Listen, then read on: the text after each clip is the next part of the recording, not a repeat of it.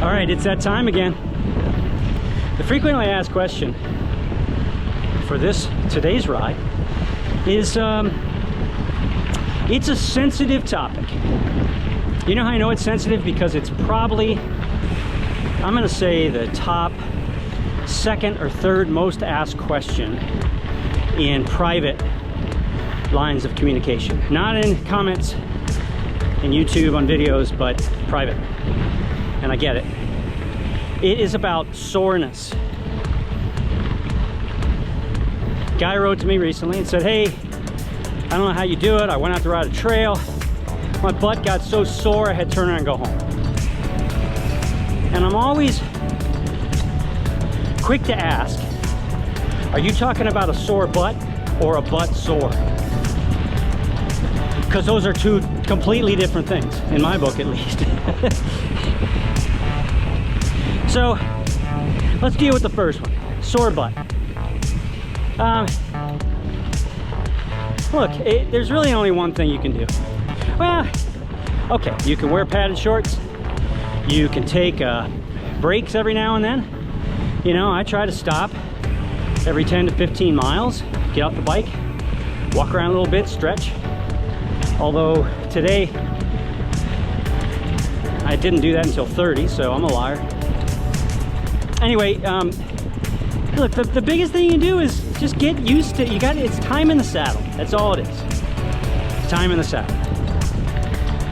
If you go ride a half an hour, a couple days a week, and then you decide you're gonna go on tour and ride 3, 4, 5, 6 or more hours in the saddle, you're gonna be sore. Now look, it doesn't mean you did something wrong. It's just your body, all right? I mean, I don't know how else to, okay. So, what can you do to get hours in the saddle? I know a lot of people say, well, hey man, how you doing? By the time I get home from work, it's dark, or, you know. Okay, I mean, I bought an inexpensive trainer for my bike. Then I bought an inexpensive spin bike.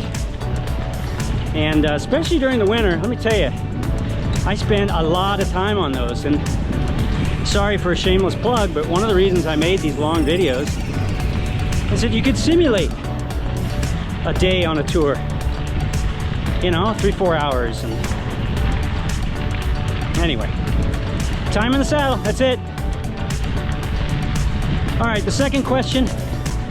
Okay, look, if you're a bike tourer and you have never had saddle sores, I'm incredibly jealous. True confessions, I have really, really struggled with this topic. It got so bad a few years ago, I just thought, okay, I mean, it sounds crazy to say, but I thought I was just gonna give up cycling. At least long distance cycling. I just thought maybe it's just my body.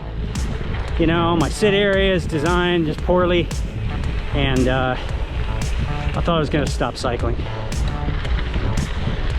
I got some advice, got some good advice, I got some not so good advice. So I'm gonna try to give you the good advice. And the reality is, don't fall for the mistake that it's gonna be one thing that's gonna fix the problem. I think that's what I was trying to do. It's a combination of stuff. And so I'm gonna share the combination. First thing, keep yourself as clean as you can. Okay, I know that's hard, especially if you're camping.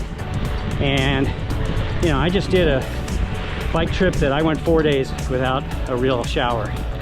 And, you know, baby wipes are great. They'll clean you up, get the bacteria out of your sit area, and more importantly, will wipe the salt out of the area from your sweat. If you had a sweaty day, like today's gonna be a pretty sweaty day,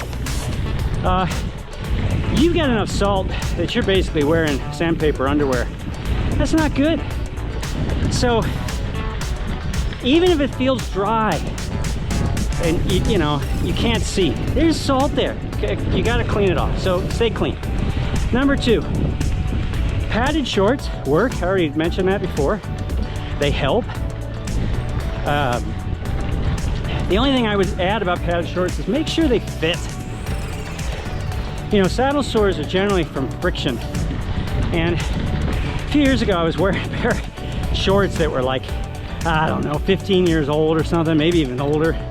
And, you know, they're rubbing around. They don't fit well. Now, you know, I don't wear spandex. I don't have the body for spandex. But you know, there's a reason people wear really fitted stuff, because it just won't move around. Okay, chamois cream. Chamois cream is great, and there's all sorts of brands, and I'm not going to endorse any one. I even saw a video recently that Noxzema, of all things, has the same kind of qualities. Okay, the only mistake I've made, or I've discovered last year with chamois cream or butt butter or whatever they call it. I like butt butter. Butt butter. Is it says it right on the package. Apply liberally. That's not a political statement.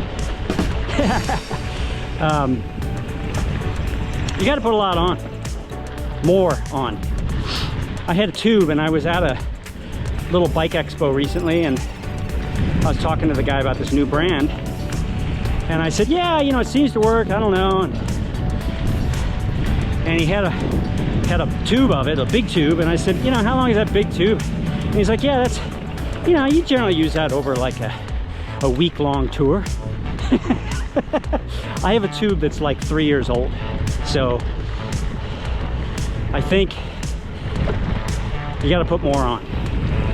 All right, the final tip, and I don't want to start a war, so please, this is a tough one.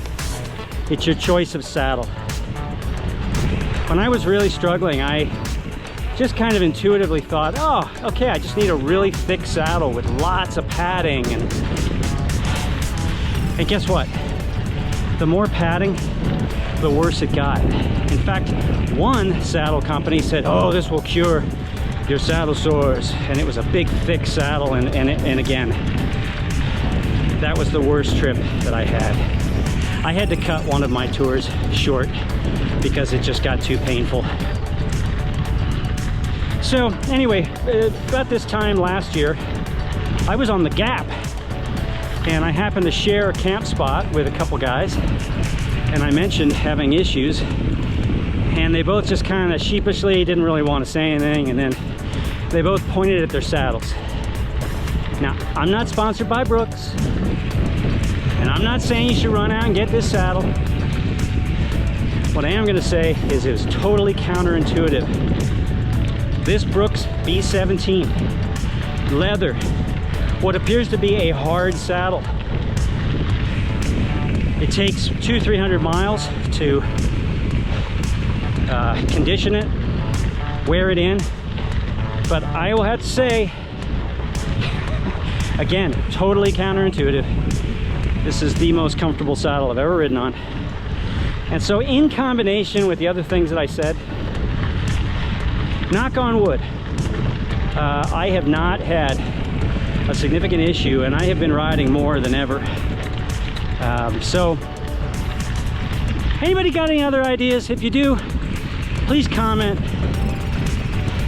I know this is a struggle for some people, and I just feel really bad when people, you know, similar to me, think they got to give it up. I think there's no solution.